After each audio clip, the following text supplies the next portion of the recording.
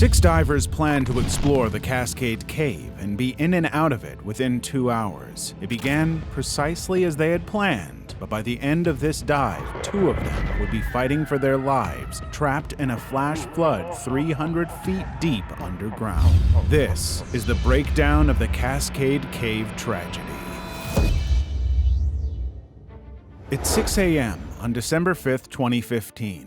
A newcomer to the sport, Jason, had gone caving only 4 times. This will be his most brutal outing yet. Cascade Cave was dangerous enough that the entry was blocked by a locked metal door to keep the casual spelunker out. Andrew Munoz, who had the most experience among them, told them, "This is the best cave ever. There are over 1,000 caves and tunnels here, and it's never the same. There might be a risk of flash flooding, sudden cave-ins, or even getting lost in underground caves, but they all thought, who would give up a chance to explore the ever-caver's wet dream?"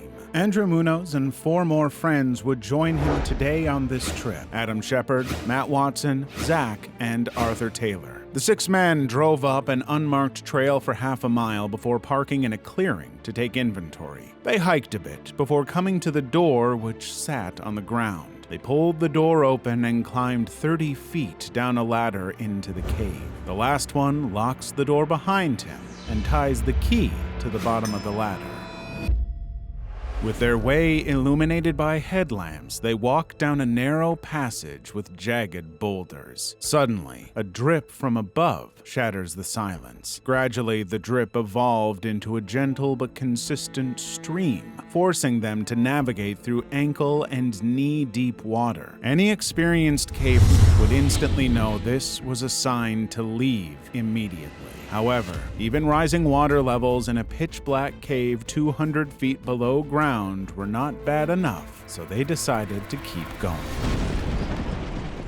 About 45 minutes in, Adam announces he can't go any farther. His back, injured a few weeks earlier, is twinging. The constant bending over in the cave has taken its toll. Matt escorts him to the entrance to let him out, closes the lid, locks it again, and then rejoins his 4 waiting friends. For the next 90 minutes, they explore further and slide through the cave's 2 very different environments, either pipe-like passages barely big enough to fit a grown man, or chambers like the roof of a church. Hours later, they were melted away as the team entered the cave's twisting tunnels. The air grew humid, clinging to their skin. The water steadily rose. What had been a walk through knee-high water slowly climbed to their waist, but the adrenaline and the love of adventure blinded these 5. Despite all this, they reached Bastard's Crawl. The passage was a small opening, barely wide enough for a single person to squeeze through, let alone 2. With some effort, they all emerged from Bastard's Crawl and approached the top of a waterfall called Double Trouble, named because a rock splits the stream in 2. They set up their ropes to rappel 50 feet with boots on their legs and gloves on their hands, clawing for leverage on slippery ledges. A few minutes beyond Double Trouble, they stopped for a lunch break. Andrew fired up the jet boil, backpacking stoves and camping systems that packed light, set up quickly, and achieved rapid boil in minutes. After their 20-minute lunch, the 5 head out again, sliding and crawling toward the cave's entrance, less than a quarter mile away, not knowing what's about to happen to them. They moved only 300 feet forward when Zach began shivering violently. Although the temperature hasn't changed, the cold inside a cave can hit unexpectedly, so they decide to turn back. They return to the Bastard's Crawl and decide that it would be best to take turns deciding who goes through the passage first. Zach would go, followed by Arthur, Matt, Jason, and Andrew. Despite some difficulty, the first 3 all squeezed through. The air was stagnant. Jason felt fear. They decided to press on because the longer they stayed here, the greater the risk of being caught in a flash flood. The rock scraped against Jason's helmet, and panic rose in Jason's throat as he knew the passage narrowed further with each inch. Jason's headlamp beam illuminated a wall of rock pressing against Matt's back inches from his own. Unexpectedly, the water level rose. Cold water rushed through the passage, momentarily engulfing them in darkness. Panic turned to terror as Jason felt himself pinned by the immense pressure of water, his body wedged between the rock and Andrew. Trapped in the icy water at the pinch of the cave, they were at the mercy of the rising water. Jason now feels the intense pressure of more water building up behind him. If he doesn't get out of the crawl fast, the relentless surge of water will pop him out like a champagne cork over the rocks in front of the bastard's crawl. But he couldn't move. His boot was stuck between two rock shelves. Andrew, who had followed Jason into the crawl, managed to break free from the rocks and pull himself back onto the other side. He quickly knew that Jason was stuck and the water level was rising. On the other side, Zach, Arthur, and Matt couldn't hear Jason's and Andrew's desperate shouts over the roaring of the water, but they now knew that it would be stupid to try and go back for Jason and risk drowning. They had to make the hard decision. It was either Jason or them. The intelligent choice was to run for it and save themselves. Andrew decided to approach Jason from the back, and he could barely see his friend's face through all the water. Jason is only a couple of feet away, but he's in such a dangerous position in tight space that Andrew can't easily pull him out. "Keep on coming, dude, toward me, head up," Andrew screams. Jason is thrashing around and fighting for his life as the water rushes into his lungs as he screams for help. His gloved hands emerge from the water, then his wet face gulping air as if he had hiccups. "My leg's caught!" he screams. He then tried to dislodge his boot, but it wouldn't budge. With a massive effort, Andrew pulled Jason from the crawl before he drowned. Despite Jason being free, they were now separated from the three others, with water rising fast in their side of the tunnel. Their only hope was that the three others knew it would be stupid to try and come after them, and that their best chance would be to try and get help. Unspoken is Andrew's fear that Jason is turning hypothermic, so cold that he's stopped shivering. Shivering demands energy, and its energy stores diminish as the body grows colder. Eventually, the body may exhaust its energy reserves, causing shivering to cease. This shows a progression beyond the initial stage of hypothermia, where the muscles cannot generate warmth through shivering due to depleted energy levels.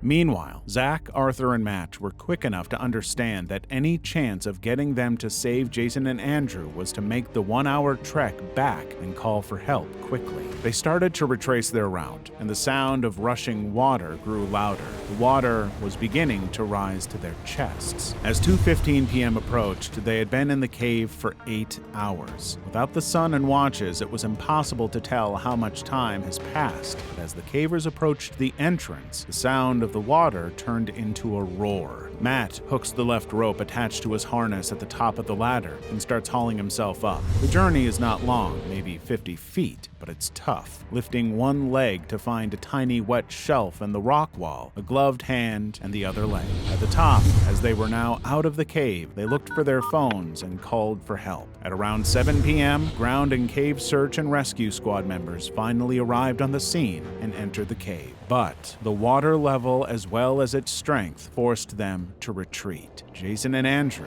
would have to fight the worst odds to survive. They were now on their own.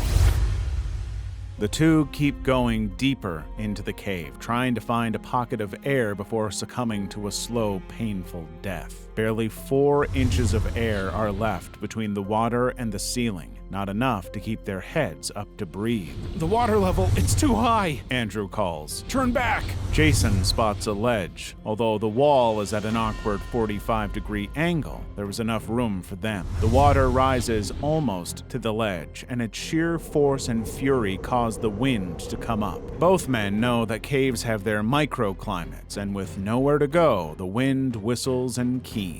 It is 7 p.m. At this point, they're about 200 feet underground. Zach and the group left them 3 hours ago. They began losing hope, since they knew the odds of someone saving them at this point were very low. They huddled under a blanket while the lantern ran out of fuel. Conserving the batteries in their headlamps, they sit mainly in the dark, which makes them forget what a tight space they are in. The cold seeped into their bones, turning their limbs stiff and their movements slow. Each breath was a struggle as the air was thick and stale. Every once in a while, one of them turns on his headlamp to scan the water level. Around 5 a.m., it seemed to be receding. "Let's wait for a bit and see," Andrew says. An hour later, the water level has gone down enough that they can keep their heads above water and try to save their lives. Stiff from sitting in one position for 12 hours, they slowly unfold their bodies. Jason screamed in pain. The muscle in his groin was strained. He was determined not to let it stop him. Getting on all fours and through Bastard's Crawl, they try one last time to free themselves. Still, each time Jason moves a leg, he cries out. Under encouragement from Andrew, they manage to get through. They walk toward the entrance for 90 minutes, sometimes in chest-high water. The passage finally widened, offering the luxury of upright walking for the first time in hours. The pair made their way to the surface using the equipment left behind by rescuers who had attempted to reach them through the night. As they walk, Jason saw something flicker in the distance. A figure in the darkness, yet unmistakably human. A gasp escaped Jason's lips. It was a rescuer. The whole cave lit up with the rescue team using light beams on top of the ladder. Andrew and Jason were at the bottom of the ladder with waist-high water, knowing they had to pull themselves out before another random flash flood happened. The sole rescuer had no time to call for backup. They had to act now. He threw down a guiding rope and climbing gear to assist their ascent. Using his own body as a rope, he pulled up the hypothermic Jason first, who was quickly approaching stage 3 of hypothermia. Desperate and drunk on adrenaline, Jason pulls himself up the 50-foot drop, having not slept or eaten for the last 18 hours. Andrew soon begins his climb after he sees Jason is safe and scales the ladder in 10 minutes. After 18 hours, trapped 300 feet underground in a dark cave, almost drowning, the nightmare was finally over.